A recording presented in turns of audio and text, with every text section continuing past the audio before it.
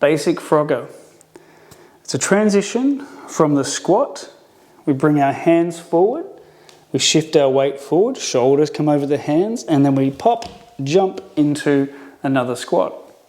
Hands come forward, shoulders over wrist, pop, coming forward.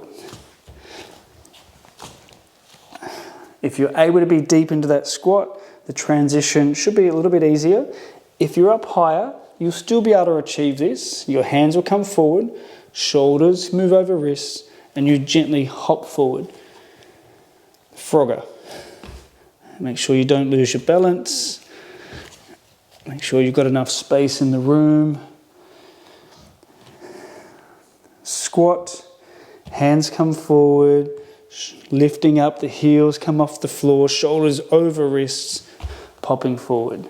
Hands come forward, leaning forward, shoulders over wrists, my heels lift up, and then I take the weight into the hands as I pop forward.